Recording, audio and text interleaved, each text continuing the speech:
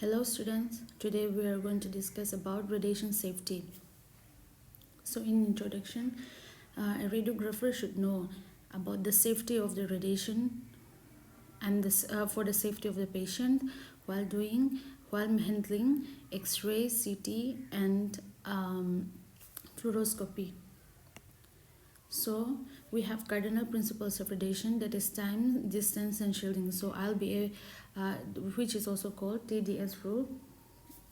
So let's start discussing about time. So the amount of radiation received by an individual is directly related to the length of the time. So that means if MA increases, then the time decreases. So we can say that time is directly proportional to the radiation dose. In distance, the intensity of radiation is inversely proportional to the square of the distance from the source. That means the amount of radiation which is delivered to the patient is directly proportional to the square of the distance from the primary source. Okay, and in shielding we have primary protective barrier and secondary protective barrier. So in primary protective barrier,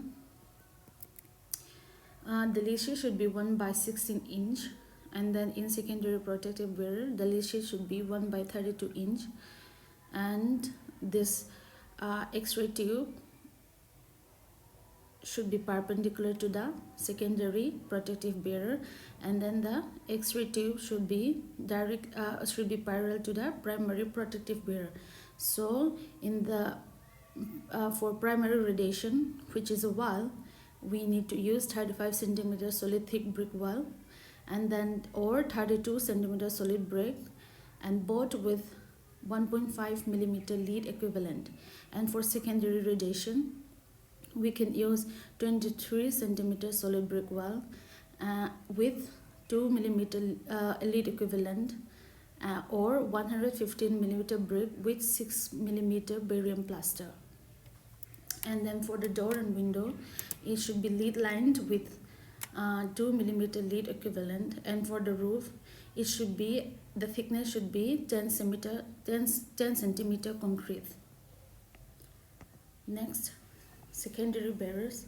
It is a control boot barrier, and it is a clear there is a clear lead plastic secondary protective bar and overhead protective barrier, and then accessory protective devices. It is an accessory protective devices. So this secondary barriers is placed in between the source of the X-ray and the control panel.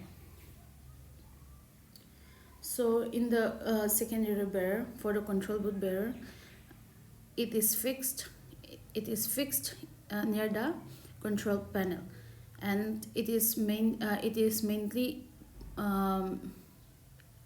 put there for the protection of a radiographer. And then for lead plastic secondary protective barrier, it should be approximately 30% lead equivalent, and then it is also very similar to the control boot barrier, and then the lead equivalency should be 0.3 to 2 millimeter.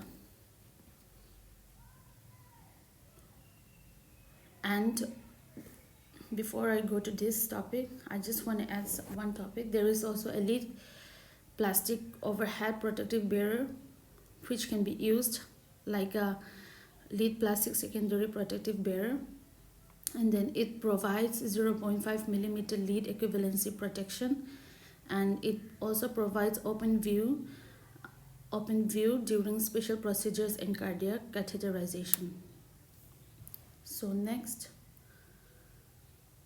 accessory protective devices: lead apron, gloves, thyroid shielding, and then lead glass.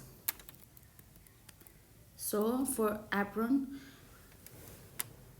it should have lead equivalency of 0.25 millimeter, and this design shall ensure adequate protection against scattered radiation reaching the hands and wrist, and our torso, and shall permit easy movements of hands and fingers for the gloves. And for the gloves, the thickness of the lead should be 0.25 millimeter lead equivalency. And then for gonadal shielding, we have a minimum lead equivalence of 0.5 millimeter, and then for the lead glass, the lead equivalency should be 0.5 millimeter. This gonadal shield is used for both male and female patient. So next, personal monitoring devices. We also call them dosimeters.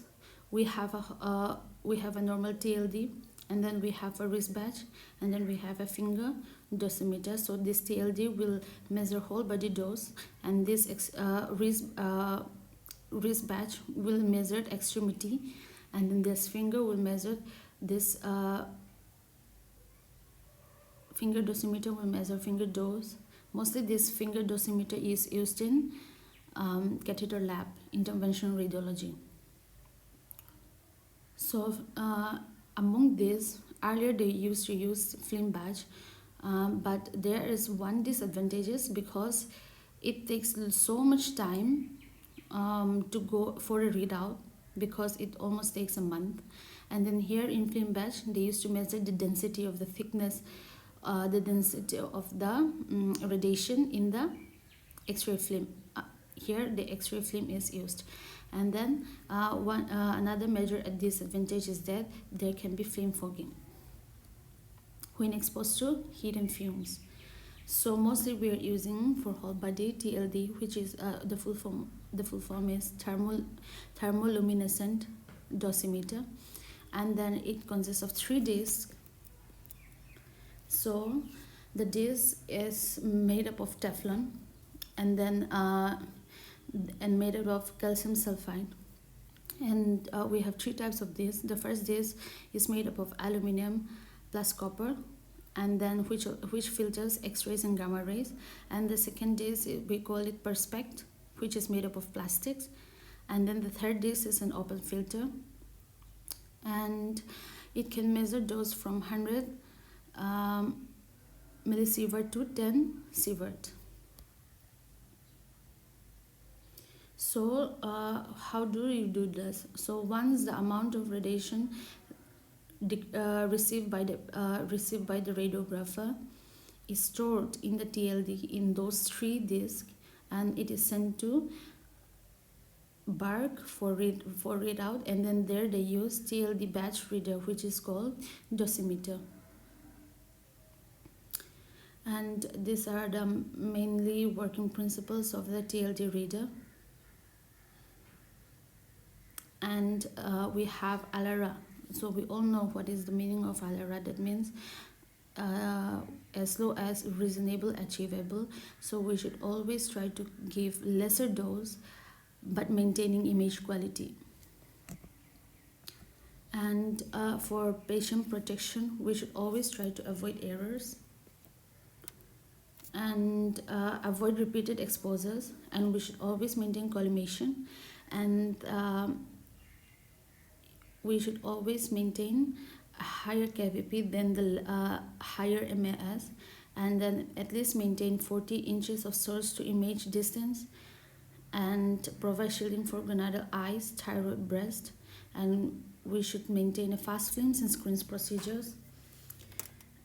And another thing that I did not mention from this point is double check requisition and patient identification, and do not repeat exposures like I wrote, and then follow strictly so that careless errors does not occur, and use more radiation field for ROI, rate of interest, and then use lowest possible MAS for any kinds of exposure. And then if we apply all these kinds of methods, it can limit patient exposure from tube housing leaking and scattering from the collimator. And gonadal shielding. For males, this is how it looks like, and then from females, this is how it looks like, and then from male, If it should be placed in the pubic symphysis, and then for female, it should also be placed in the pubic symphysis. Thank you so much.